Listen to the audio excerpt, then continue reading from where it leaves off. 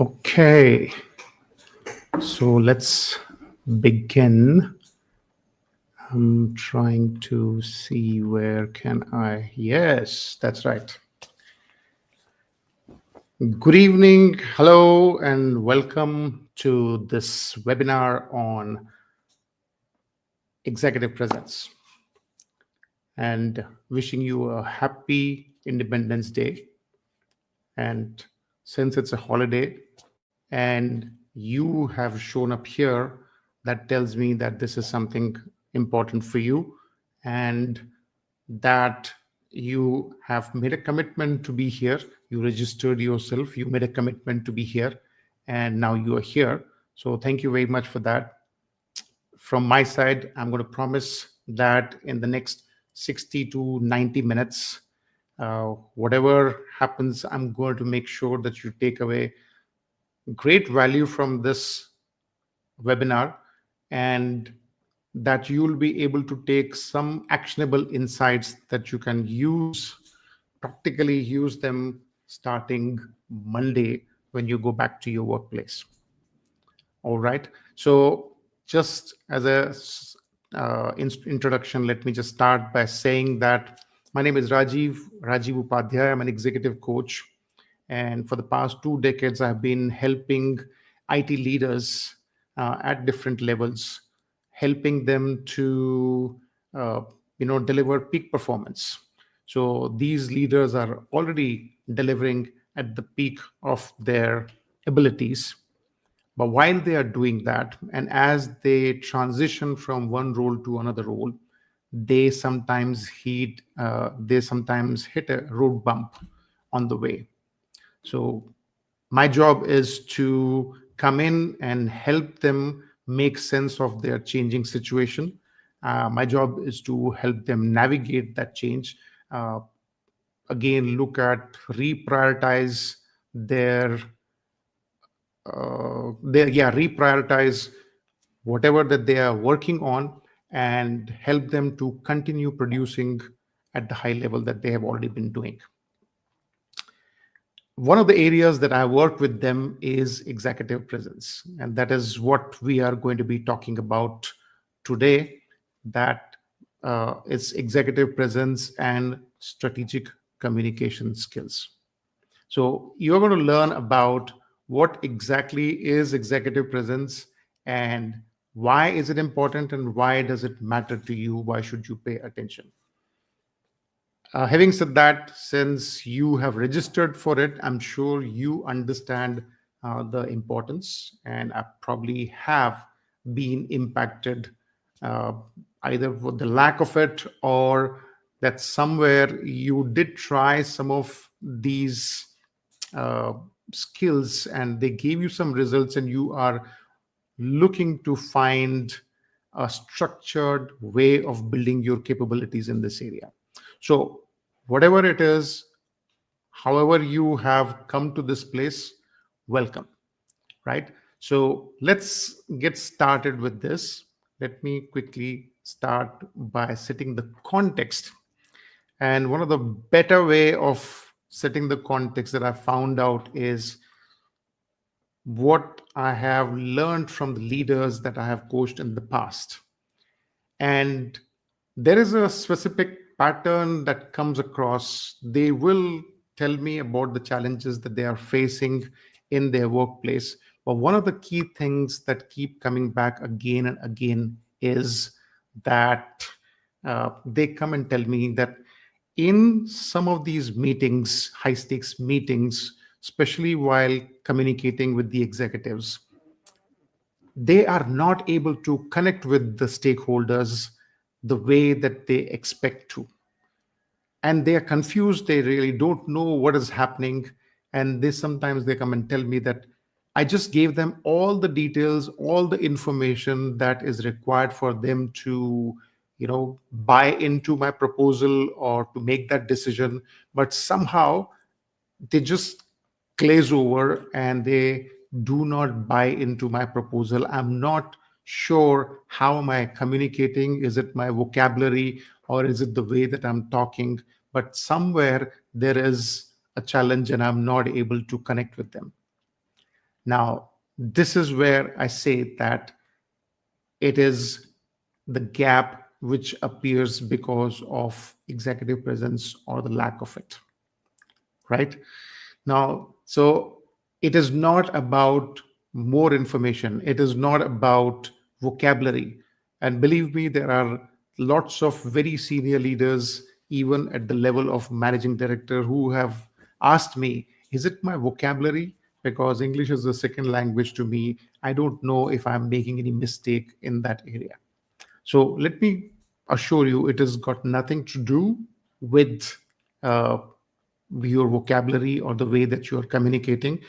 If at all you have been successful and you are here at this stage or at this level, then you can be rest assured that your communication is okay. It is just that the way that you are communicating, that needs to change. That has, kind of requires a little shift in the way that you are putting yourself. And the reason behind that is that every leader reaches a point in their career where the rules of success, they change dramatically. It is when if you were to look at your expertise and the experience in your area, given all those things being equal, the one thing that sets you apart is your executive presence. So I'm repeating this again and again, and you must be wondering what exactly is executive presence. So let's start by defining that, so exactly you can make a differentiation there. So executive presence, if I were to put that in one word, it is confidence. It is executive confidence. It is your ability to project that confidence, clarity, and credibility. These are the three things which are important. And you will notice that it has got nothing to do with your expertise or technical knowledge when it comes to that. And this is particularly true when you are interacting with uh, executives in high stakes meetings. Why is it important? Because most of the times, executives are non technical people. And they are, even if you were to give them all the details, they probably will never understand the depth of technological nuance of whatever that you are mentioning in full context. So what they look for is, how confidently are you presenting your case? They are looking for insights because of your experience. And this is what leaders tend to make a mistake, is that they tend to give information. Sorry. They tend to give information updates, not insights. They are not having what I call a so what conversation. They will give all the details, what is happening, but they fail to have the so what conversation. What it means is, so what does that mean? Okay, so we are going to have a look at that one. For the time being, you were to look at what executive presence is. Executive presence is about confidence, clarity, and credibility, because that is where senior executives look at your conviction, and based on your conviction, they make a decision. So know this, that in these situations when you do not have a ability to make decisions, you are the facilitator for decision making, and your job is to make sure that you translate your technical knowledge and technical expertise and the insights that you gain from your perspective, and translate that into business impact so that they can make a decision. So if you were to come from that place, that your job is to help them make the right decision or good decision, then you will start to pay more attention to executive presence, right? Now, with that, if I were to ask you, can you tell me, when you hear the word executive presence, what comes to your mind? I have mentioned to you, but when it comes to, if I were to ask you to describe exactly what does executive presence mean to you, how would you define that? Right? Is it confidence? Is it communication skills or appearance, or is it something else? Right? So maybe you can just put it on the comments for me, and let me read those comments, and I'm going to continue with the presentation. And as the comments they keep coming in, and I will talk about them. All right. Now, the reason I ask you this question is because when it comes to executive presence, we all know when somebody has got executive presence and when they don't have it. But the challenge is, if I were to ask you exactly what is it that the person is doing to get executive presence, then it becomes a little difficult for people to put a finger on. Okay. And because of that, what happens is that people start to develop misconceptions about exactly what executive presence is. And few of the misconceptions that people have had is that, oh, this is charisma. It is something that you are born with. It is not something that you can learn. Okay. Second misconception people they get it is that, well, I know somebody who has got executive presence, and if I were to copy them, if I were to just model them, then I will also get executive presence. Third thing that they believe is, well, you know what? I've been successful so far. Obviously, I've done something right, and that is the reason I have reached where I am today. So if I were to continue to do whatever that I have done so far, then I'm going to not need executive presence. Well, unfortunately, all these three things are not true. Number one, it is not charisma. It is a skill set. We have got enough proof that it is a skill set. It's a set of behaviors. You engage in those behaviors to get executive presence. Okay. Number two, can you model somebody else? Well, executive presence, the reason people find it difficult to put a finger on it is that every single one of us, we have a different path to our executive presence. If I were to give you a templatized version of executive presence, it'll almost be like you coming to me and saying, Rajiv, I seem to have a problem and I can't see things clearly. And I come back to you and say, oh, okay, why don't you take my glasses? Because I had this problem some time back, and when I started using these glasses, they helped me. I'm sure they will help you too. So that's also not true, because this is ridiculous, right? And so we must understand that every one of us have got a different path to executive presence. That's second myth busted. The last one is, I don't need executive presence. I've done something right. If I continue to do the same thing, it will help me to do that. Unfortunately, that's also not true. There's a great book written by another great coach, Marshall Goldsmith, and the book is called What Got You Here Won't Take You There. What he says is, all those skills that has helped you to come to the place where you are today, those are the same skills that are going to come in the way of you getting to the next level. And one of the examples that he shared in one of the sessions that I attended with him was the comparison of somebody playing an instrument in an orchestra and the orchestra conductor. So he gave the example that the violinist who was playing the violin in the orchestra, he was doing such a great job that one day the orchestra conductor promoted him and said, okay, fine, I'm not going to be there for a couple of days. Why don't you get promoted and you conduct the orchestra? He was excited. He took up the job. And the first day, while he was conducting and leading the orchestra, he found out the person who has substituted or who has filled in his place as a violinist, he's not doing such a good job. So what he does, he leaves his all important place and position as a conductor, and he walks inside the orchestra and he tries to teach him how to play the violin better. what do you think is happening to the rest of the orchestra? Well, it is going haywire, right? Now, this is a great example of how, when we move from one role to another role, we tend to see it through the same lens that we were looking at our older job. And we believe that the same skill sets that has made us successful so far, the same skills will help us. Being a violinist is very different from being an orchestra conductor. And that is what happens in our case also. The same skills which helped you, they are the same skills which are coming in the way of you going to the next level.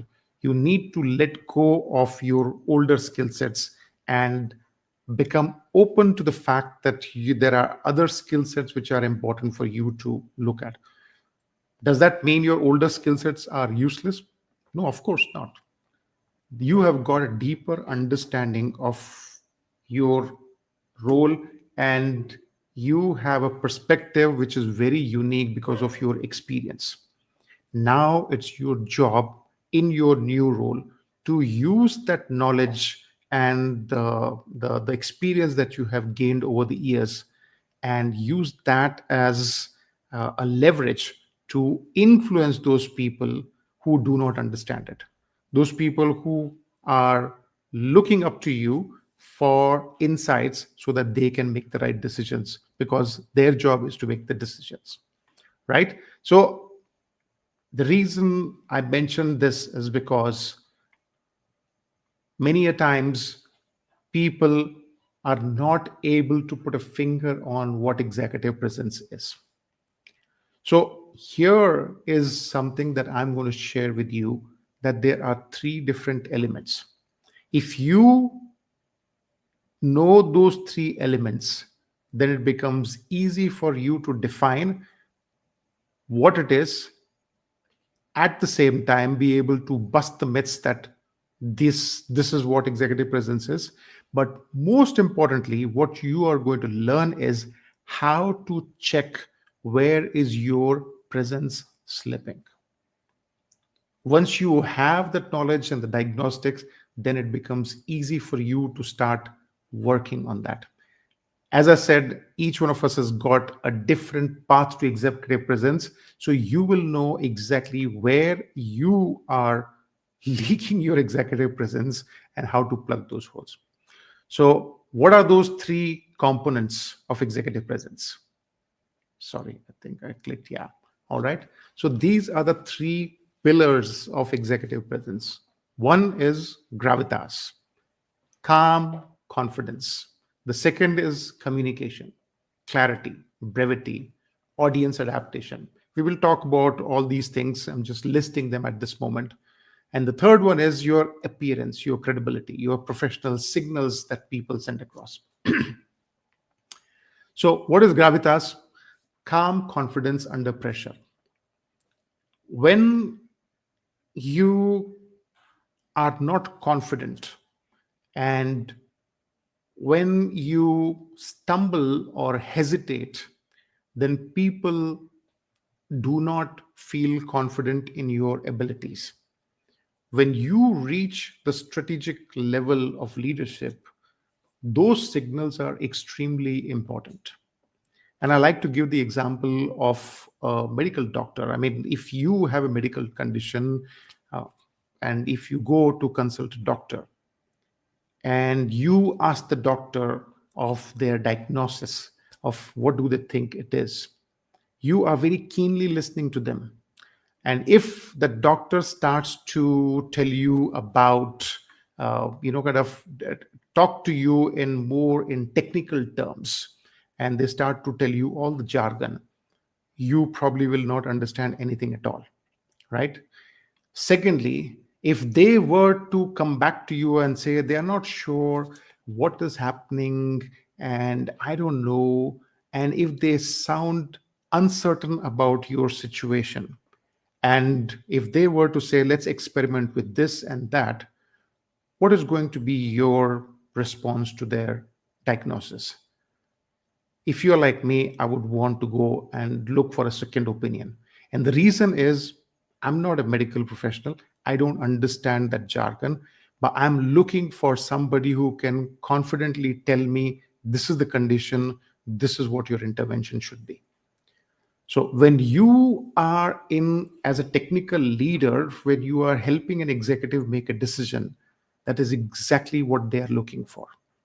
And unfortunately, what we do is we tend to give them a lot of information, but we fail to tell them exactly what decision they should be making, or making those recommendations.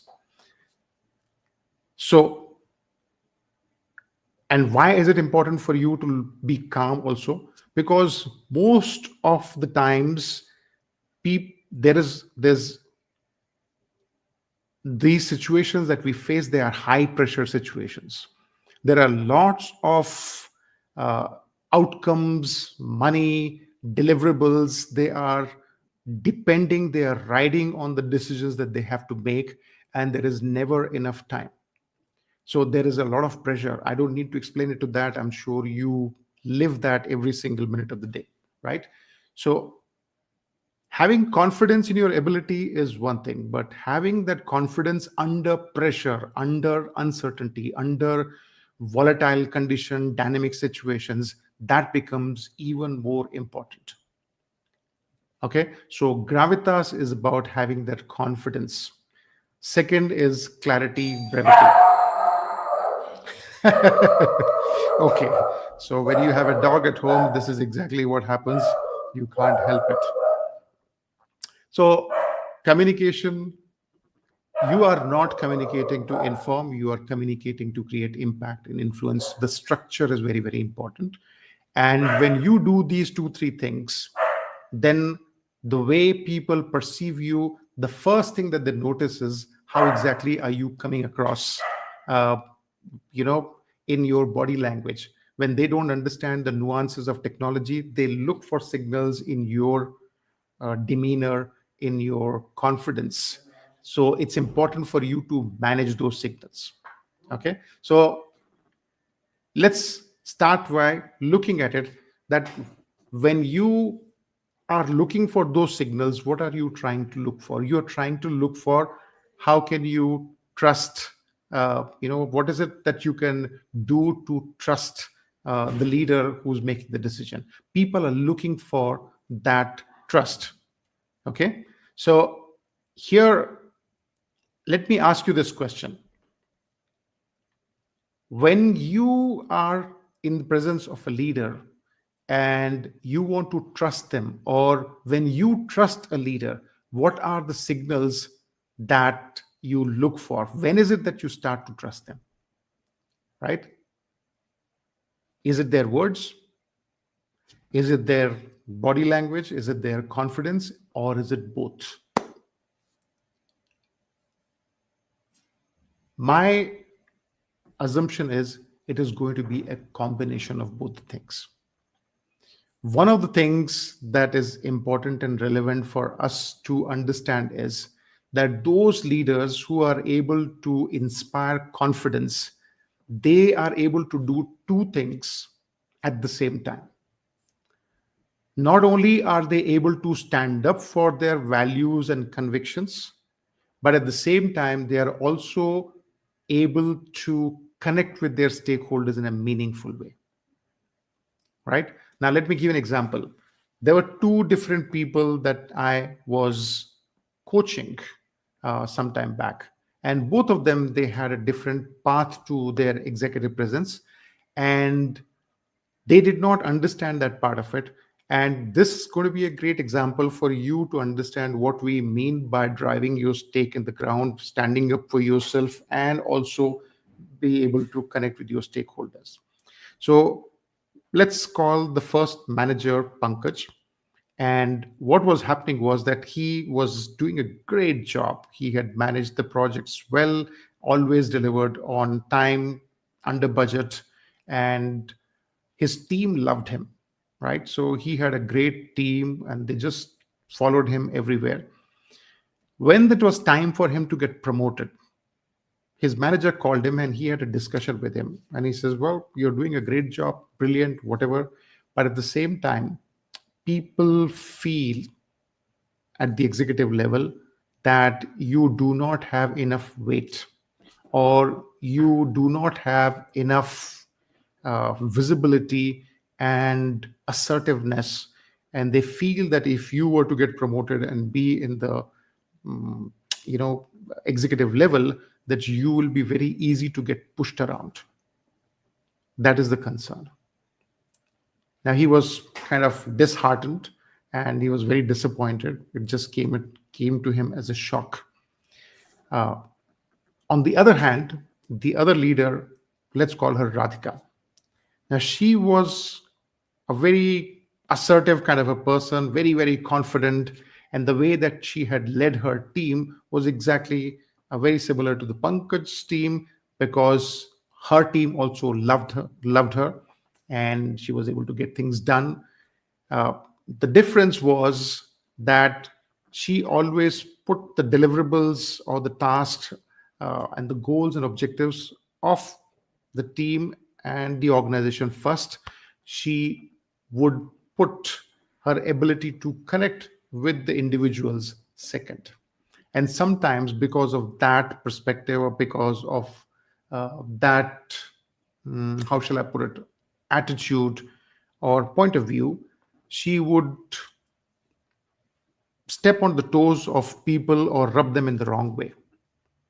So the feedback that she got from her manager was similar, that she is doing a great job, but because she tend to get married to her opinions, and she becomes rigid in the way that she pushes things, that she might not be open to looking at different perspectives in the boardroom or at a strategic level where it is important for you to consider different perspectives, right?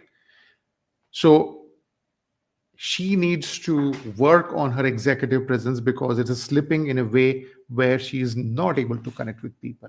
On the other hand, for Pankaj, his executive presence was slipping because he was not assertive enough. So, can you see the difference here?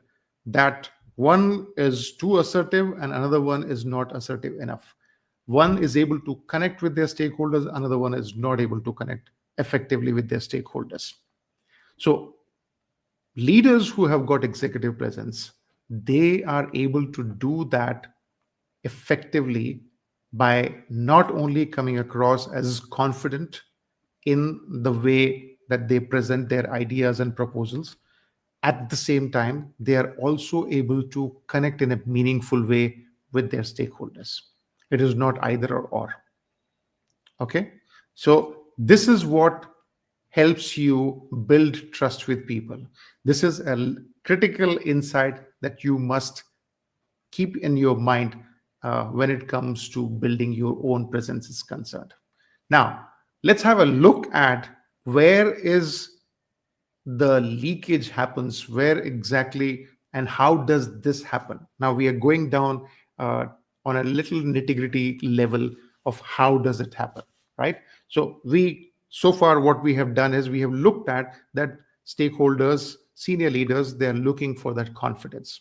Okay, your ability to present yourself with assertiveness or with conviction. Where does this leak happen? It happens in your language, the way you speak, right? Taking back the example of the doctor. If the doctor were to start saying, oh, I think maybe this is the problem, or this is the challenge, or I'm not sure, or what do you think? All those things are going to put you literally will get scared that if he doesn't know, then how am I supposed to trust him? Right? So the language that you use makes a huge amount of difference. It's not what you say, how you say it, that builds people's confidence in you. So one of the places where your confidence leaks, in the sense people read that you are not confident, is the way that you speak or the language that you use. And mind you, it is not necessary that you are not confident. You probably know your stuff and you are very confident when you are presenting it. But out of deference for authority, sometimes we don't put it directly and we use some softeners or some qualifiers in our language which makes it ambiguous. At that level, they are not looking for that ambiguity. They are looking for a very straightforward response. And this is something which is discussed again and again when we are doing cross-cultural communication, specifically with the US, right? Because our communication styles are very, very different. But that's a different context. In this context, if I were to look for that, leaders at the higher level, senior level, they are looking for that conviction that comes from direct communication. Otherwise, it is read, even if it is not true, it is read as that lack of confidence. Okay. Now, the second place where your confidence slips is when you start to speak too quickly, when you are challenged. Now, one place that I can mention is that, suppose you are, and I'm sure if you have been in one of these meetings and if you have seen that, sometimes they will throw a question at you that you don't have an answer for. And in that moment, what how you respond makes all the difference, whether you are seen as somebody who's a material for a senior leadership position or not. Because the minute you hesitate, then you have lost it. I'll give an example. One senior leader took over a role in one new company, and he went there. And as he was sitting and talking to his team, he just turned towards one of the managers and he says, "Okay, fine. Tell me, how many people do you have in A category? How many clients do you have in A category in your region?" And he said, "Well," and the leader responded, he says, "Never mind, I got my answer." He did not even let him complete it. But what he communicated was that if you don't know such critical information, then I don't think you are doing the right job. Was it right? Whether, was it his was his interpretation or evaluation correct about that manager? Not sure. But in that split second, the manager, that leader, he lost an opportunity to create that influence or that impact, right? So whenever somebody were to put you on a spot and you get rattled and you lose, you get thrown off your center and you start to speak too quickly when challenged, that is where your confidence leaks again. And this is very common. Why? Because when it is a wiring in our head that when a senior leader asks you a question, then it's important for you to immediately respond. Otherwise, they are going to think that either you're an idiot or you don't know your job or whatever it is. So whatever the reason may be, we tend to have that conditioning that when the manager or a leader asks you a question, you need to immediately respond. And that is where we tend to make a mistake. Okay. That also shows that you lack confidence. Taking a pause, giving it a thought before you answer is one way that you can demonstrate that you are confident, even with senior leaders. Okay. Avoiding eye contact under pressure. That's a natural tendency when when you're feeling threatened. That's one way to do is to become submissive and not give eye contact. That happens again, it communicates to people around you that you're not confident. Okay. And when you start to over explain things and you start to give a lot more technical details, that also indicates to the senior leaders that you are not feeling comfortable, that you are not confident, and that you are just rambling in the way that you're talking. Right? Now, these are micro signals that erode credibility. Senior leaders, they look for those signals. As I said, if they don't understand technology very well, but they would want to see how confident are you in your experience, what conviction do you have in the way, because I'm asking you a question from your own domain. And if you are not confident, I don't think I need you there. Okay. We need to manage these confidence leaks. We need to change our mindsets about how you need to show up in these meetings before we can start to learn the skill sets, right? Executive presence, I always talk about that you need to have an alignment between your mindset, skill sets, and tool sets. If you were to look at the first thing, which is about confidence, confidence comes from a certain mindset, the way that you are talking to yourself, the self talk that is going through your head as you are in that stressful situation.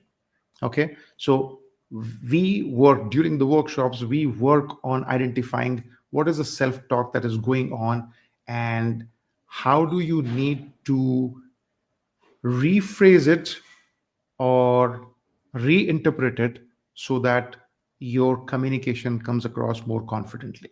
Okay, so if I were to ask you, what is the insight that you can take from here, is that it's not what you say, it's how you say it, because that either communicates credibility or a lack of it.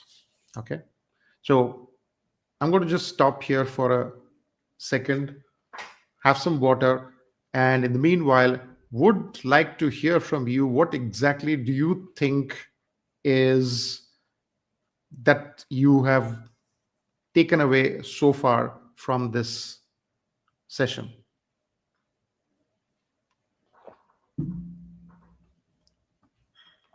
Okay, so write it down, put it in the comments here. Let me read those comments and tell me, what do you think is the takeaway for you so far in this session?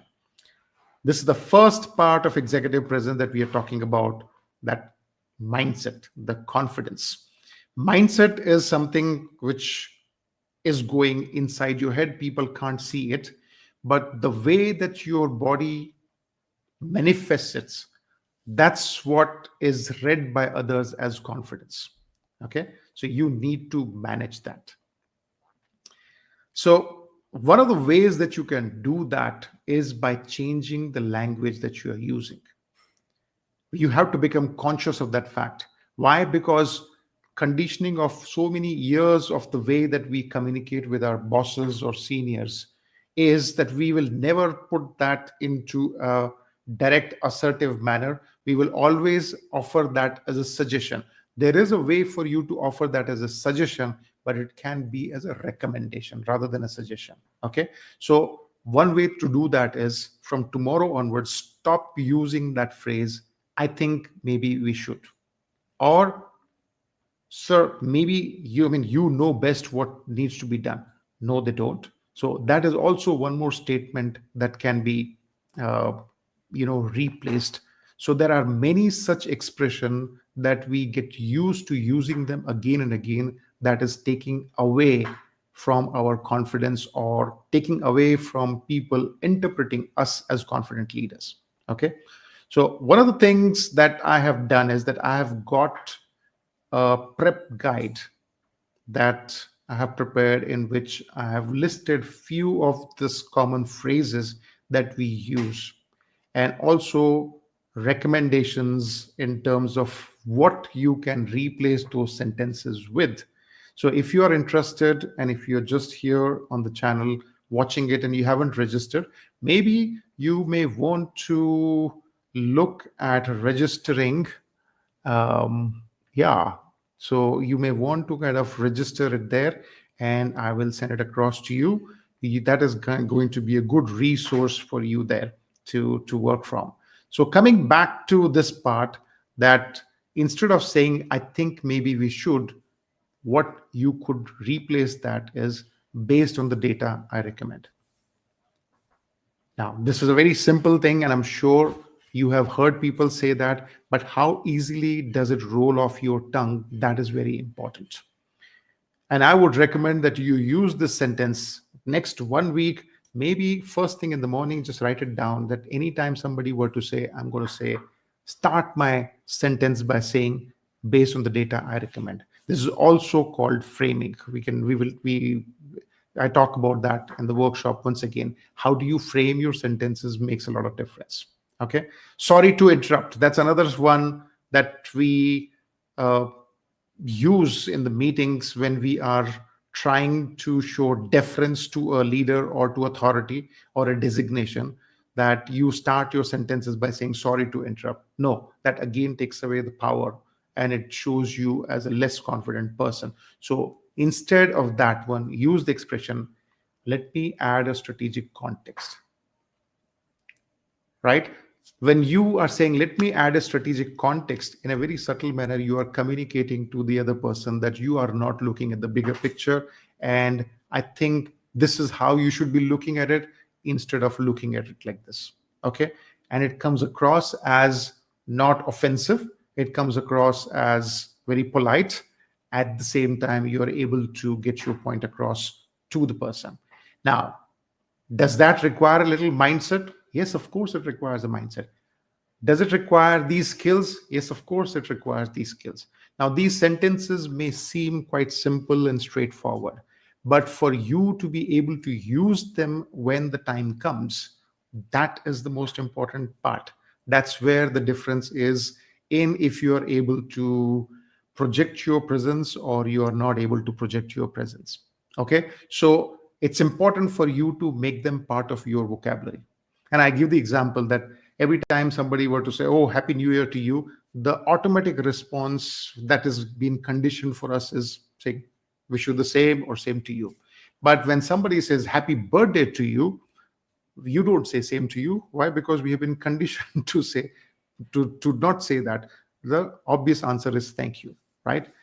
There are times where people have done certain experiments where instead of saying happy new year in a row to people, they start to say happy birthday to you, and they will automatically respond because that's what they're conditioned for. They will say same to you, same to you, same to you. Okay, so my point is, it's not about the content of what you're saying, it is also about how easily it rolls off your tongue. So two things important for us: first, to look at how am I looking at authority figures, and am I looking, I mean, how do I define authority? That is one thing. Second is, how am I using these sentences? Are they automatically rolling off my tongue or not? That's the skill set we are going to talk about. Okay, all right. Now let's move to the next pillar of uh, communication. I mean, a next pillar of executive presence, and that is the communication shift. What is communication shift? Right? This is what, this is one, a big one, right? This is, I always say that leaders, they tend to give lot of information and they fail to give insights, right? Data dumping. And believe me, I've done enough number of workshops. Even when the leaders, they understand that how they should be talking, but because they are so used to giving the updates in a certain manner, that they continue to do that. Unfortunately, when you reach that level, strategic level, the way senior leaders are looking at you for framing your responses, articulating your responses, they are looking for 3 to 4 different KPIs for which they want to use for making decisions. Is it having, it is going to have, I mean, is it going to have a impact on the customer? Is it going to have an impact on uh, your budget, timeline, profits, market share? All these things are the only thing leaders at that senior executive level, this are the factors that they're looking for. And what we tend to do is to give them information about technology or the processes or the challenges that the teams are facing. Those things, they do not give any information to an executive to make a decision. And what happens is, because they have got so many things on their plate, that they need to work on, and that they have very small windows to make these multiple decisions, they tend to show their frustration because they know that I've got 10 minutes and 8 minutes have been taken up by this leader on giving him education on how the technology works, or he's using jargon which is not making any sense, right? And one of the ways that I have kind of experienced it is that many a times leaders, when they have been asked to make a presentation, they will start their presentation, and this is something which most of the leaders they have experienced, is that the minute they start their presentation, some senior leader would say, okay, fine, skip that slide, skip that, skip that, skip that. No, start from there. Now, put it in the comment if you have also experienced something like this. And I can bet you that you would have experienced it. The simple reason is that they have the bigger picture in mind. They know what are some of the things that you are going to share with them, or that it will not make any difference whether they know that part or not. Okay, so this is where there is a misalignment in terms of what they expect you to talk about and what is it that you are giving it to them. We are so used to giving project updates and data updates that we continue with the same data dumping exercise. And another conditioning is that from school and college days, we have been told that the more you write in your examination paper, the more you are going to get, you are going to be appreciated for, or you'll get extra marks or whatever. Unfortunately, the executives in the organization, they consume information in a very, very different manner. You have to be extremely crisp, and you have to make sure that you are giving them what exactly is required. One more example that I can share with you here of giving information and decision enablement is, few years back, I had gone to buy a car. And as I entered the showroom, I asked them, I said, oh, I want to buy a Sentra. And this guy told me, he said, oh, sir, you are coming at the right time because our new models have got an ERLX engine. So I heard that. Obviously, I didn't know exactly what it means. So I told him, I said, okay, great. That's wonderful. Sounds great. But what does it do? Right? That's when he said, oh, you are going to get better mileage and you are going to have better riding comfort. Now, see the difference of what he said. The first time when he said that we have got an ERLX engine, it was more of a data dump. He was giving me technical information that did not mean anything to me at all. But only when I asked him exactly what does it do, and when he said that it's going to give me better mileage and better riding comfort, that becomes a decision point for me.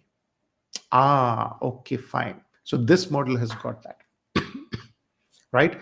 Now, this is one key insight that you need to take is, every time you're about to share information or an insight with your senior executives, you need to ask yourself, is this information going to help the leader to make a decision or not? If it's not going to make a decision, if it's not going to help them make a decision, then you must parse it, you must delete it, you must not include that. Right? So this is something, and if you are able to articulate yourself in a way that you can help the leader to make a decision, first of all, you will become very, very concise. You will become very crisp in the way that you articulate, and your confidence levels will definitely go up when it comes to communicating is concerned. So let's have a look at how exactly can you do that. So this is a framework that I talk about in the workshop.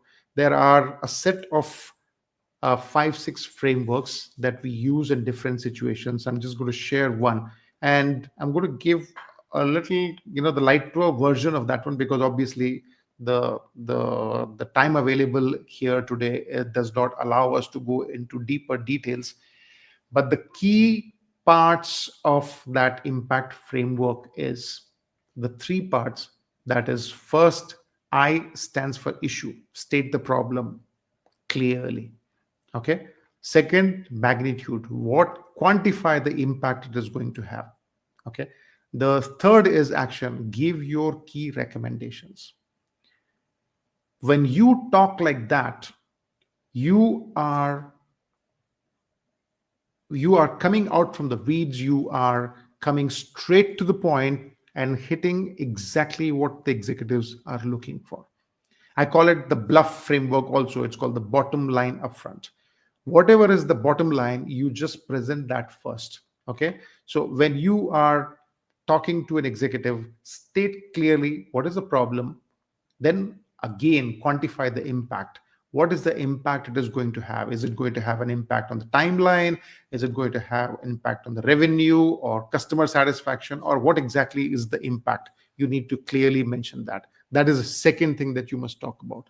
And the third is action, give your key recommendation. Give your recommendations in terms of what do you think is the right way forward. Okay, so I'm going to give you an example here. Now, look at this one. This is like a technical first update. And most leaders, they tend to take this approach, right? So imagine this is the situation. We ran the full regression suite. This seems to be a technical problem. And we start off with, we ran the full regression suite last night and saw intermittent timing violations in the power management block. Okay. I've got no clue what exactly that means, right? Now, obviously, technical leaders, they in their team, it probably means everything to them. But we get so used to talking in such technical terms that we assume everybody else also knows about it. So first of all, jargon. Second of all, we are talking about technology. We still haven't said anything about what impact it is going to have as far as business is concerned.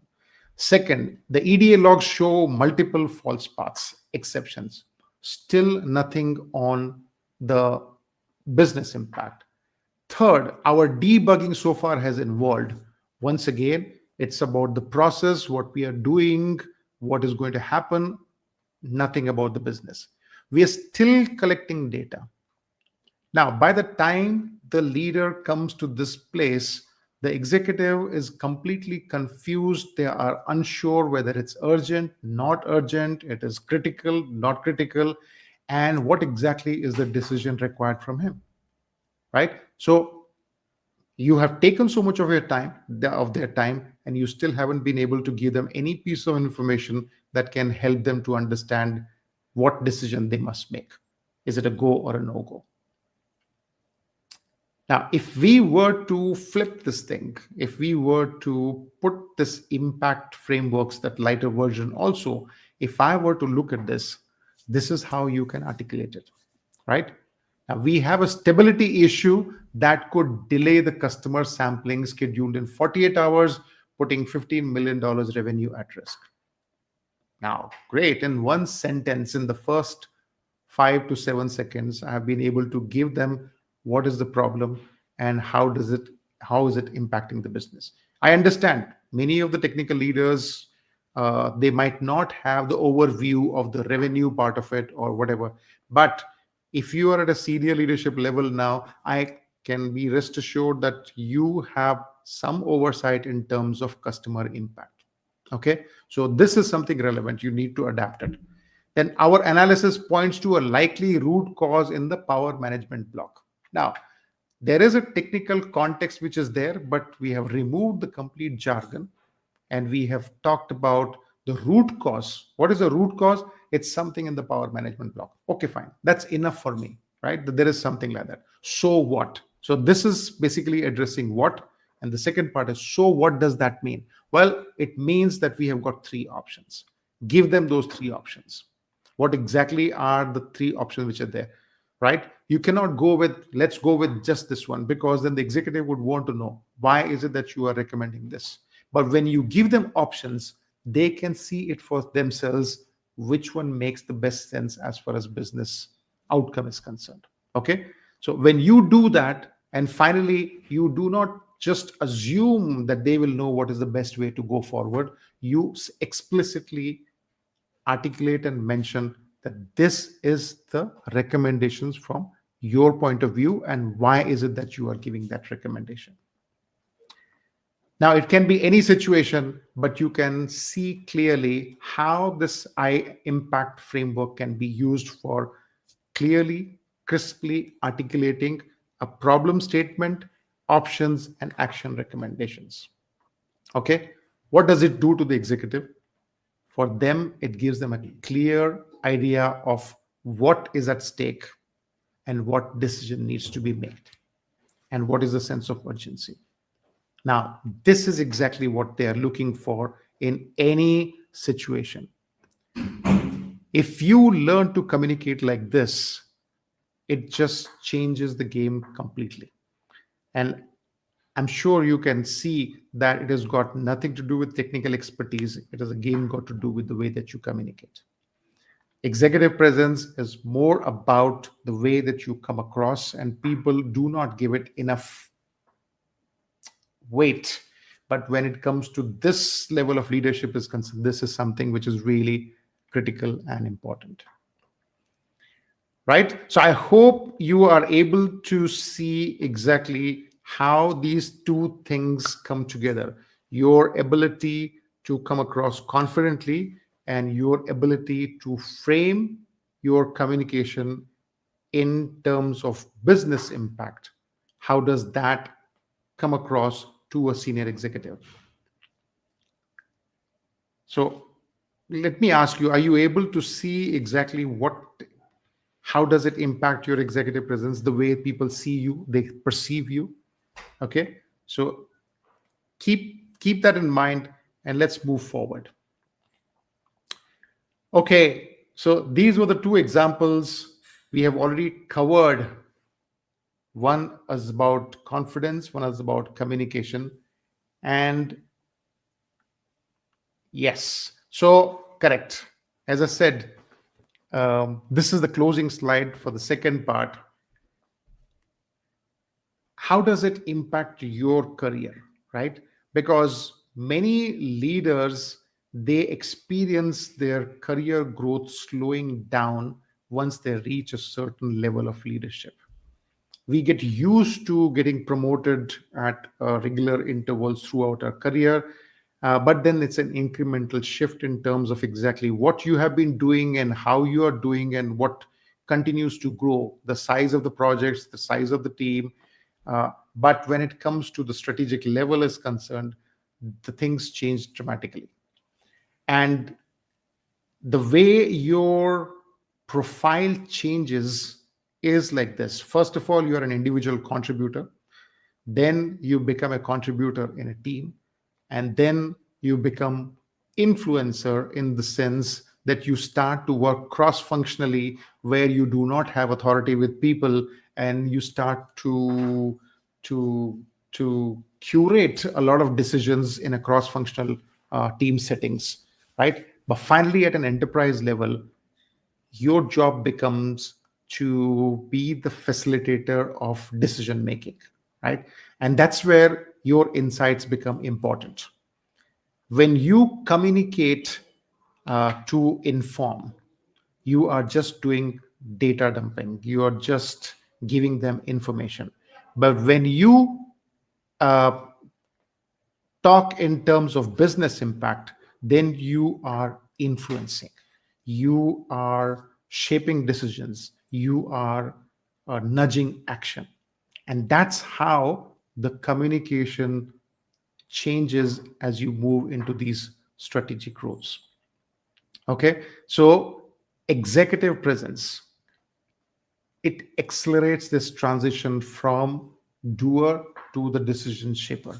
It does not matter how many years of experience you have got, but if you are able to practice this business impact first communication, you will find yourself moving much faster in this career growth, scene or career ladder as you move forward. And if you are experiencing a little slack or a little kind of deceleration in your growth, this is what you need to focus on. So I hope you are able to get the the reason why it becomes important for you to focus on executive presence. Okay, moving forward, here are a couple of case studies that I can share with you. Now, this is important because the first one is the place where I actually started to take executive presence as one of the key areas to help leaders with in coaching. And what actually happened was that it was about 10, 12 years back. I was doing some work with one of the organizations, and let's call this leader Uma. And I was working with her team, and she really liked the way that we were progressing. And she could relate with few of the things that we were talking in those workshops.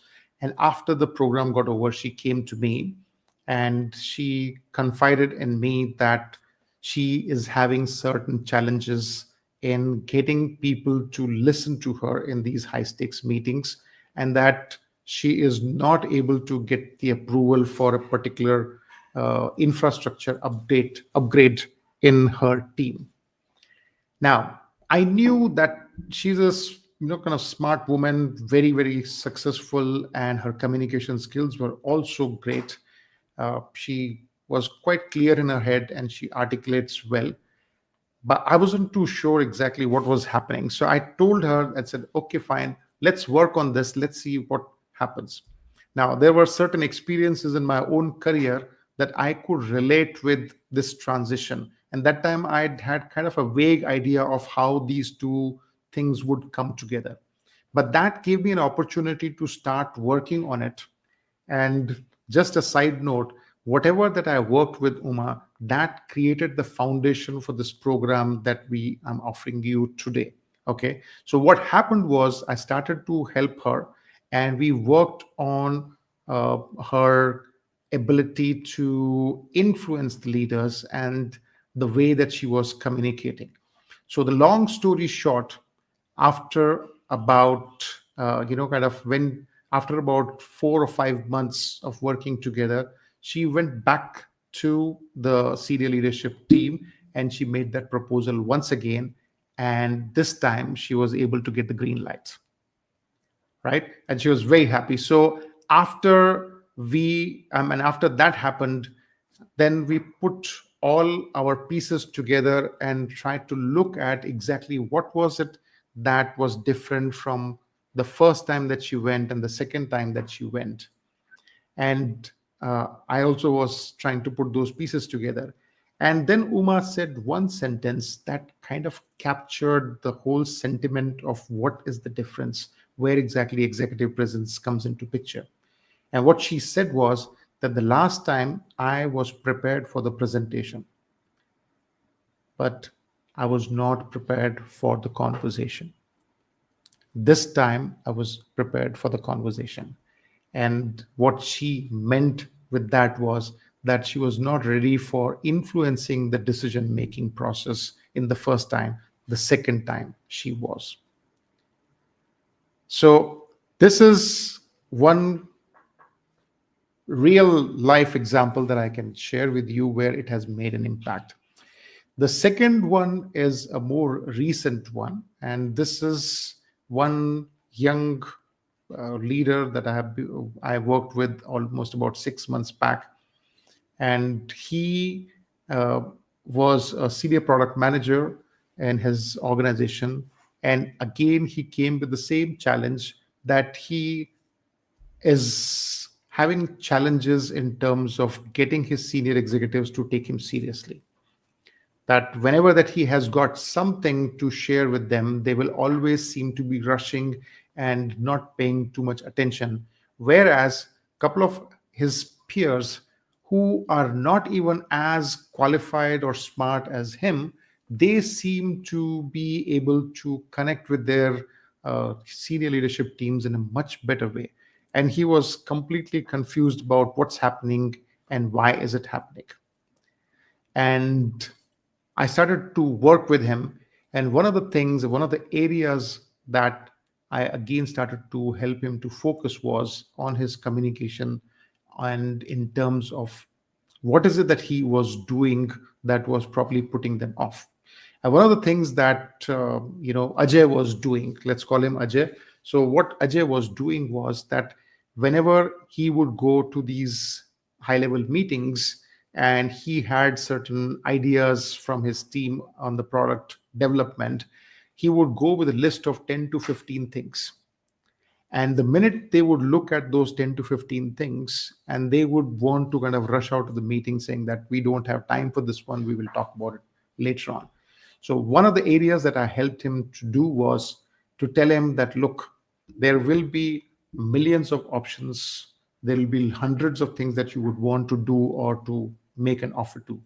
But unless and until you were to communicate to them which is the one that makes the best sense and why does it make sense for them, you will never get a green light. So I worked with him on how to prioritize and just come up with 2 or 3 different options which he thinks are the best out of those 15, 20, and how to frame his request to the senior leaders that he would get some attention. And after working with him for about 3 months or so, we had reached that stage where he was ready to start practicing it. And he did that. And he came back and shared this with me. He said that for the first time, he got one of his senior leaders, I think it was a COO, that he was able to get him to listen to him. And the best part was that he went to him and asked him for 5 minutes. He says, I need 5 minutes of your time. So he managed that expectation that he's not going to take too much of his time. And then he said, I've got a couple of ideas that I would like to bounce off with you and share with you. And then we can, kind of see, and I would like to kind of take your approval on which is the one that we can go ahead with. Once he started talking to him, the leader got interested and he ended up talking to him for almost 45 minutes, which has never happened in the past. So Ajay was extremely excited about that fact. Then he had similar conversations with the leadership team in the next 1 or 2 months. Eventually, there was another project which was failing, faltering. They identified him to take over that project also. And he was being asked about his inputs for other areas outside his domain, which had never happened in the past. So it was a clear indicator for him that the way that he has been articulating his requests has made all the difference, because suddenly the senior leadership team sees him as somebody who has got the bigger picture in his mind, and that he can actually see the business impact of whatever that his team is doing, and that he's not stuck in the weeds. And that made all the difference in the way that he was being perceived by the senior leadership team. So the reason I'm sharing these examples with you are a couple of them. That one is that whatever that we talk about in this workshop that I've mentioned to you that I'm offering is not something like a templatized version of something that everybody can do it.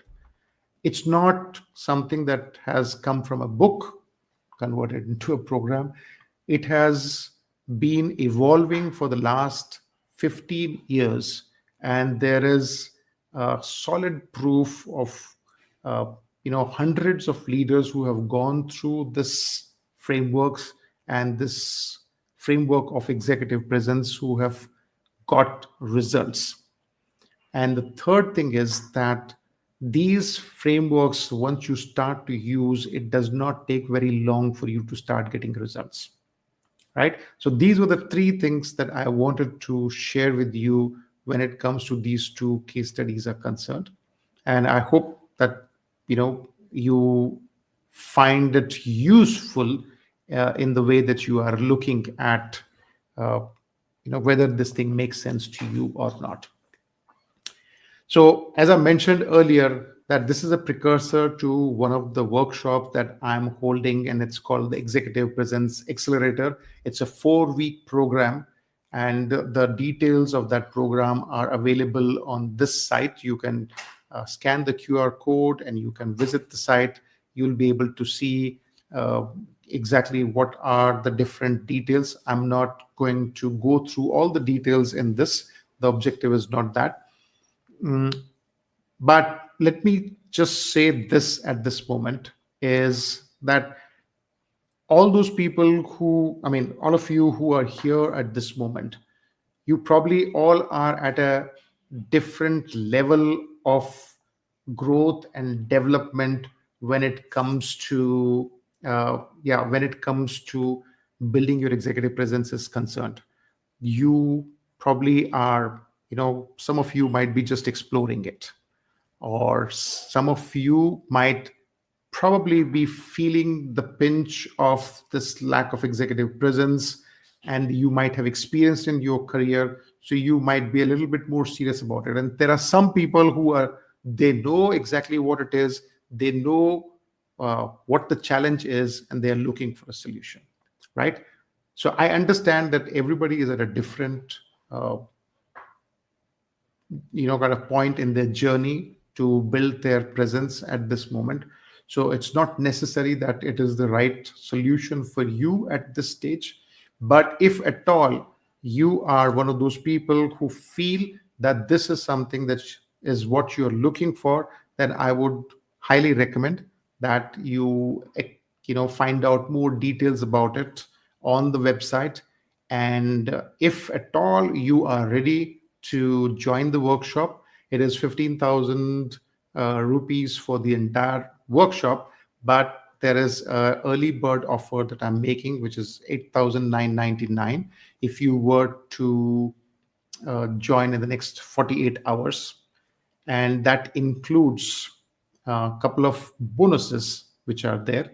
And those bonuses are these: that in the you will be able to get two 30-minute coaching sessions with me, where I'm going to give you a assessment, a very comprehensive assessment on executive presence, which will help you identify exactly where your executive presence is slipping, and that will help you to identify one or two areas that you need to work on. And based on that assessment, the second session would be where I can help you to set your goals in terms of where you need to work on. Okay. So this review plus these two coaching sessions, and there is an online community that I'm building where you have other leaders, senior IT leaders. It's very specifically for meant for senior IT leaders who are looking to master strategic communication and build their executive presence. And that community is on School platform, and you can get an annual membership for just an additional 1,900 rupees. So these are the three bonuses that you can get if you were to enroll in the next 48 hours. Otherwise, once we have the minimum number of enrollments, which I'm looking at about 8 enrollments, then the early bird offer expires. We have got seats only for 15 people. After the 8, it will be at 15,000. And this is still in a beta version here. So this is the last time this workshop is going to be offered at this particular price, at this rate, at 15,000. So there is, my objective is to be able to take away a lot of risk that you might think or feel it is there in enrolling for this. So if you are ready and if you feel this is for you, let me take out that risk completely from you. After having gone through the workshop, if you feel that this is not something for you and that it was a waste of time or whatever, no question asked, I will refund your money. Okay. And you can keep all those resources that I have shared with you as far as those resources are concerned. So that's about it. And like I said, if you are ready, only then make the call. I would highly recommend you go and check out the website for the details. Drop me a mail. If you are someone who has not registered, then please register on this particular website. Okay, yeah. So, yeah, this is register on this website and request for the prep guide for whatever that we have learned today in this session. Okay. And this is the website where you can go and find out more details about the workshop. All right. So that's all from me today.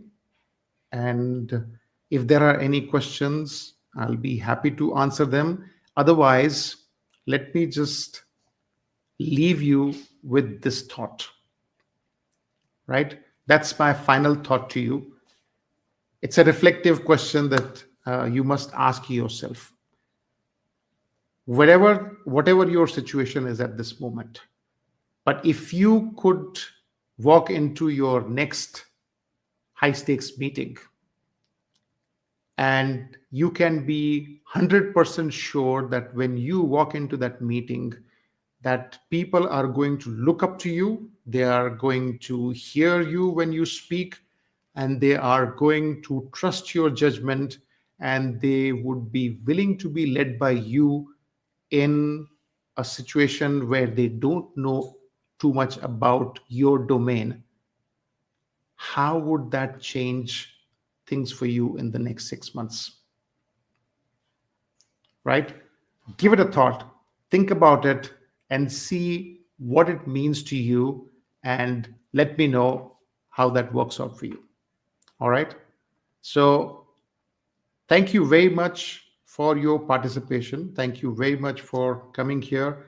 I'm going to be here for another 2 minutes. Let me know if you have any questions and if you need any more details, right?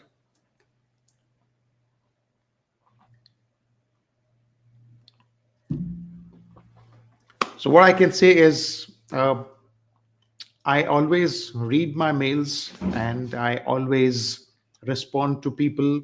So even if you do not join the workshop and if you have attended any of my webinars in the past, there are multiple other resources. I would encourage you to go and check out the YouTube channel, or you may decide to follow me on Instagram, where I keep posting a few shorts based on the new content that I have generated.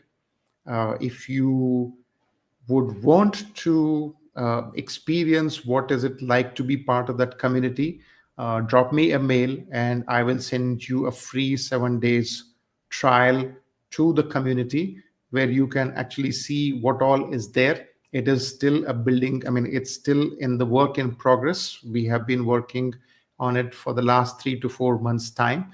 We have weekly sessions every Friday evening at 7:30, and there are open slots, 2 slots per week on Saturdays and Sundays, where you can connect with me one on one.